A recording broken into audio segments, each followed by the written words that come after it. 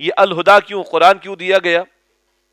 بس پڑھ لو پڑھا لو، تلاوت کر لی بس تقاضے پورے ہو گئے، ترجمہ پڑھ لیے تقاضے پورے ہو گئے، قرآن کے کورسز کر لیے تقاضے پورے ہو گئے، سند لے لی ہم نے قرآن کے کورس کی، تقاضے پورے ہو گئے، چھاپ دی ہم نے قرآن حکیم کو، تقاضے پورے ہو گئے، 8-10 سال ہم نے قرآن کا مطالعہ کر لیا، اس کے بعد فارغ؟ کیا رسول اللہ خالی قرآن پڑھانے کو آئے تھے؟ صرف تشریح بتانے کو آئے تھے بھئی یہ قرآن کی تشریح؟ وہ تو نافذ کرنے کے لیے آئے تھے اس کو۔ اور کیا کہہ رہے قرآن حکیم سورہ مائدہ میں؟ اللہ کے 3 فتاوا، اللہ کہہ رہے جو اللہ کے نازل کردہ کلام کے مطابق فیصلے نہیں کرتے وہی کافر ہے، وہی ظالم، وہی فاسق ہے۔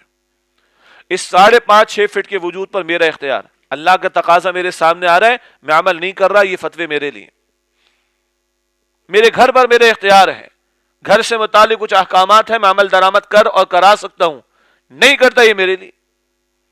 اور 22 کروڑ پر جن لوگوں کو حکمرانی ہے حاصل، ان کے پاس قوت نافذہ ہے، ان کے پاس اختیار ہے کہ وہ قصاص میں قاتل کو بھی قتل کریں، چور کی سزا، ڈاکو کی سزا نافذ کرے، زکوٰۃ کی وصولی کا معاملہ، عشر کی وصولی کا معاملہ، اگر وہ نہیں کرتے تو یہ فتاوا ان کے لیے۔ پھر ہم نے کیا سمجھ رکھا ہے؟ قرآن بس چھپوا کر مسجدوں میں رکھوا دو ثواب کے لیے، بس کافی ہے؟ تقسیم کروا دو لوگوں کے اندر، کافی ہے کیا؟ قرآن کا ختم ہوا، مٹھائی تقسیم ہو گئی، بس چھٹی؟ نہیں، اللہ کہتے اس نے اپنے رسول کو اس لیے بھیجا ہے۔ قرآن کیوں دیا؟ اور ودین الحق، دین حق، دین اسلام کاہے کو دیا؟ بس یہ کہ جمعے کی 2 رکعت پڑھ لی ہمارا دین مکمل ہو گیا، 5 وقت نماز ادا کرنے کے بعد ہمارا دین مکمل ہو گیا؟ ہماری مارکیٹ میں دین نظر آ رہا ہے؟ ہماری معیشت میں دین نظر آ رہا ہے؟ ہماری سیاست میں دین نظر آ رہا ہے؟ ہماری عدالتوں میں دین نظر آ رہا ہے؟ ہماری پارلیمنٹ میں دین نظر آ رہا ہے؟ الا ماشاء اللہ، عظیم جگہ، اکثر مرتبہ کہیں نہیں۔ تو کیا دین پڑھنے پڑھانے کے لیے فقط دے دیا اللہ نے، کتابوں میں چھاپنے کے لیے دے دیا بس؟ دارالافتاء فتاوا تو دے رہے ہیں، دبئی جانا ہوا وہاں بھی فتوے چھپے ہوئے رکھے ہوئے ہیں، بھائی شراب اسلام میں حرام ہے، اور محکمہ اوقاف گورنمنٹ آف دبئی اس نے چھپوا کے رکھوائے ہیں مسجدوں کے اندر۔ تو تمہاری ڈیوٹی فری شاپ پہ کیا ہو رہا ہے؟ تو یہ فتوے چھاپنے کے لیے فقط کیا؟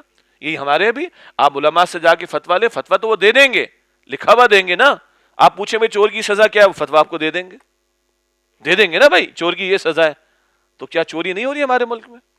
ہو رہی، سزائے نافذ ہیں کیا؟ اسی وجہ سے ہو رہی۔ تو کیا یہ قرآن، یہ دین پڑھنے پڑھانے کے لیے بس، چھاپ دینے کے لیے، علم حاصل کر لیا اس کے بعد مطمئن ہو کر بیٹھ جانے کے لیے؟ نہیں بھائی، اللہ کہتے ہیں میں نے اپنے رسول کو الہدا قرآن دیا، وہ دین الحق، دین حق، دین اسلام دیا، لیظہرہ علی الدین کلہ، تاکہ آپ صلی اللہ علیہ وسلم اس دین حق کو کل کی کل نظام زندگی پر غالب فرما دیں۔ بھائی حضور تو چھٹی نماز بھی ادا کر رہے تھے، کون سی؟ تہجد کی، لیکن احزاب کے موقع پر 4 قضا ہوئی ہیں، غزوہ احزاب کے موقع پر خندقیں کھودی گئی نا، 4 نمازیں قضا ہوئی ہیں وہاں پر۔ حضور نے طائف میں اپنا خون دیا، حضور نے احد کے میدان میں اپنا خون دیا، حضور نے روتی آنکھوں سے بیت اللہ کو الوداع کہا، حضور نے اپنے 259 صحابہ کی جانیں اللہ کی راہ میں پیش کی۔ یہ کاہے کا کام ہو رہا تھا 23 برس؟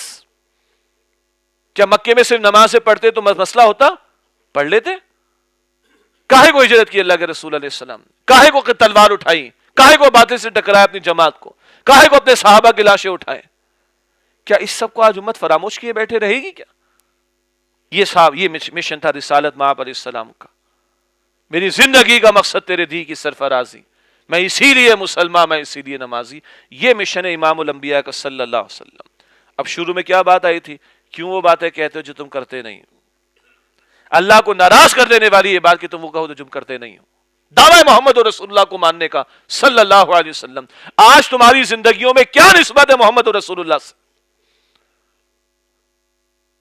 کیا تعلق ہے تمہارا محمد رسول اللہ کی جد و جہد سے صلی اللہ علیہ وسلم؟ ہمارے استاد محترم، ان کی باتیں بعض لوگوں کو تلخ لگتی تھی لیکن سچی ہوتی تھی نا۔ یہ بتاؤ کہ حضور احد کے میدان میں کھڑے ہوں اور اس وقت کوئی مسجد نبوی میں بیٹھا ہوتا، مجھے اجازت دیجئے میں کچھ اضافہ کروں اس میں، اور وہ نافل ادا کر رہا ہوتا اور حضور میدان احد کے اندر ہوتے، اس شخص کا ایمان معتبر تھا؟ وہ تلاوت قرآن میں مشغول رہتا، بھئی تلاوت بڑا پیارا عمل ہے، اس میں کوئی شک نہیں، نوافل بڑے پیارے اعمال ہے، کوئی شک نہیں، مگر یہ بتاؤ وہ مسجد نبوی میں بیٹھا اعتکاف میں ہوتا اگر میں کہوں، اور حضور میدان احد میں ہوتے، اس کا ایمان معتبر تھا؟ تو آج تو اللہ کا دین مغلوب ہے۔ اے خاصان رسول وقت دعا ہے، امت پہ تیری آ کے آج اب وقت پڑا ہے، وہ دین جو بڑی شان سے نکلا تھا وطن سے، پردیس میں وہ آج غریب الغربا ہے۔ یہ گلاس میرے سامنے ہے، ہمارے گھر میں اگر یہ گلاس ٹوٹے ہمیں غصہ آتا ہے؟ ہاں، لیکن یہ 150 روپے کا ہوگا۔ ہاں، اسمارٹ فون کی اسکرین میرا بیٹا توڑ دے مجھے غصہ زیادہ آتا ہے، اور اگر آئی فون کی توڑ دے تو پتہ ہے نا آئی فون کتنے کے آتے ہیں؟ آئی فون 10 تو شاید لاکھ سوا لاکھ کے آس پاس کہیں ہوگا، ایس پتہ نہیں کون سا، جو بھی مجھے زیادہ نہیں پتا، آتا ہے غصہ؟ اللہ کی شریعت پامال ہے، ہمیں غصہ آ رہا ہے؟ اللہ کے احکامات ٹوٹ رہے ہیں، ہمیں غصہ آ رہا ہے؟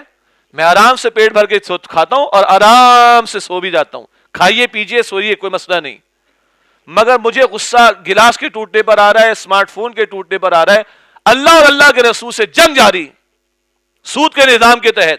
کبھی چہرے کا رنگ بھی بدلتا ہے ہمارا، کہاں کہاں غصہ آ رہا ہے، مرچ نمک اوپر ہو گیا، گھر والی نے کر دیا تو غصہ آ رہا ہے، اور اللہ کے احکامات گھر میں توڑے جا رہے ہیں، محال میں توڑے جا رہے ہیں، معاشرے میں توڑے جا رہے ہیں، کوئی تکلیف ہو رہی؟